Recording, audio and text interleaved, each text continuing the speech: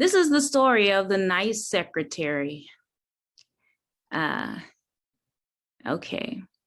So about a decade ago, I was working for this place, and the boss was telling us a story about how in the beginning he had a great secretary. Everybody loved her, and he loved her too.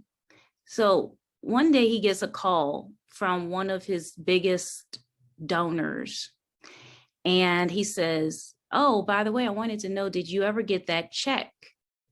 And he's like, "No, what check?" He's like, "Oh, I sent a check for X amount of a whole bunch of money."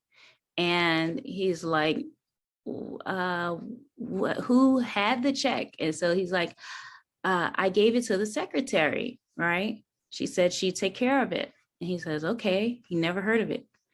So he goes and he checks, right, with different people, and come to find out there's multiple people saying that they've sent him money, but he's never received it. He goes to the secretary to ask her about it, and she breaks down crying. The secretary disclosed to him that she got so caught up with work that she just started putting the checks away in the file cabinet. That, you know, she basically, she was going to get to it, you know, as soon as she could. But after a while, she just started putting them away. And when she opened the drawer, it was full of checks that had been sent to him that were never, ever told about it. The more that the checks came in, is the more anxious she would feel, because she would have to bring out all of these checks that he never knew about and what happened and why. So he's thinking, you know, things aren't going so well, you know, they're not making enough money. What's going wrong? And the reality is he just didn't know about the checks.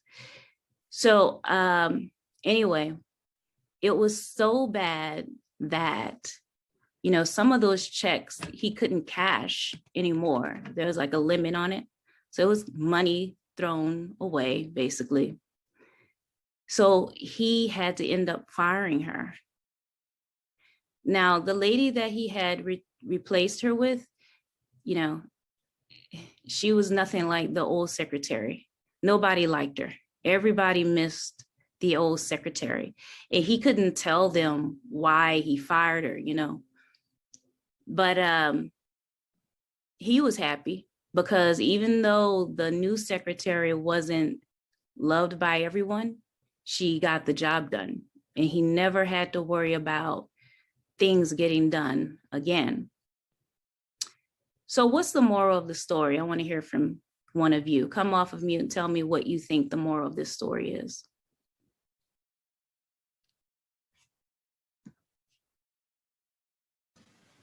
All at one time.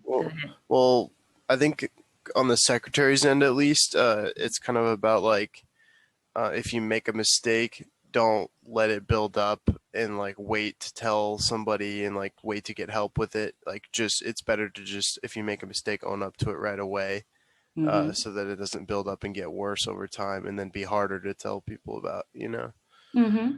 You're right. Anyone else have any thoughts, comments? Sometimes tough decisions are going to be better for the company, but you know, you got to put personal feelings and connections aside.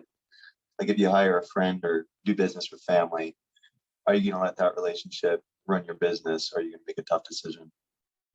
You're absolutely right, Corbin. The reason why he was telling us this story is because he wanted us to understand that just because someone was nice and kind, it didn't mean that they were a good worker, or that they had strong work ethic, or that they had integrity.